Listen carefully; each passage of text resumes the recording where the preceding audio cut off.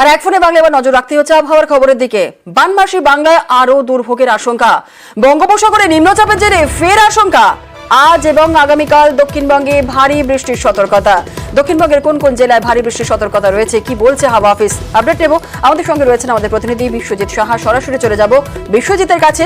বিশ্বজিৎ, ফের আশঙ্কা, দক্ষিণবঙ্গে ভারী বৃষ্টির সতর্কতা, কোন কোন জেলায় ভারী বৃষ্টি হবে, কি বলছে হাওয়া অফিস?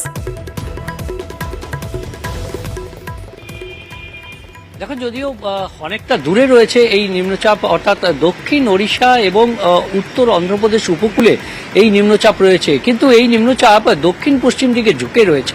আর এই দক্ষিণ পশ্চিম দিকে ঝুঁকে থাকার কারণে এবং এর অভিমুখ রয়েছে পশ্চিম ও উত্তর পশ্চিম দিক, কাজেই বাংলা, বিহার, ঝাড়খণ্ড, ওড়িশা এই চার রাজ্যেই ভারী বৃষ্টির আশঙ্কা রয়েছে। আগামী দুদিন ভারী বৃষ্টি হবে বাংলা এবং ওড়িশা, ঝাড়খণ্ড এবং বিহারে শুক্রবার পর্যন্ত ভারী বৃষ্টির আশঙ্কা রয়েছে। আর তার ফলে একটা আশঙ্কা তো থেকেই যায়, কারণ বিহার, ঝাড়খণ্ড, ওড়িশায় বৃষ্টি বেশি হলে আমাদের যে জলাধার রয়েছে সেই জলাধার থেকে আবারও জল ছাড়ার প্রয়োজন অনুভূত হবে। কিন্তু আজ এবং আগামীকাল বৃষ্টি হবে, ভারী বৃষ্টি হবে। রাজ্যে ভারী থেকে অতি ভারী বৃষ্টির সতর্কতা রয়েছে।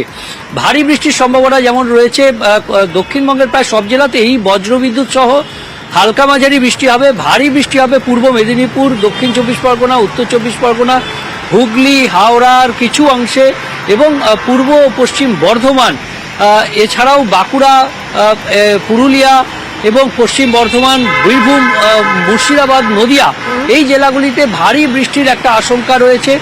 আজ এবং আগামীকালের মধ্যে এই ভারী বৃষ্টি হবে পর্যায়ক্রমে এই জেলাগুলিতে। এছাড়া উত্তরবঙ্গের জেলাগুলিতে অতি ভারী বৃষ্টির আশঙ্কা রয়েছে। মূলত দার্জিলিং এবং জলপাইগুড়ি, আলিপুরদুয়ারে অতি ভারী বৃষ্টি যেমন হবে, তেমনি দার্জিলিং সহ উত্তরবঙ্গের প্রায় সব জেলাতেই কম বেশি ভারী বৃষ্টির একটা সম্ভাবনা রয়েছে। বাকি দক্ষিণবঙ্গের যে বৃষ্টি, সেই বৃষ্টি বৃহস্পতিবার পর্যন্ত ভারী বৃষ্টি চলবে এবং তারপরেও বজ্রবিদ্যুৎ সহ হালকা মাঝারি বৃষ্টি চলবে এবং দক্ষিণবঙ্গের সব জেলাতেই আজ এবং আগামীকাল এই বৃষ্টির আশঙ্কা থাকবে। মেঘলা আকাশ এবং বৃষ্টি, উপকূলের কিছু জেলায় হালকা ঝোড়ো বাতাস বইতে পারে। জুনেলা, ধন্যবাদ বিশ্বজিৎ।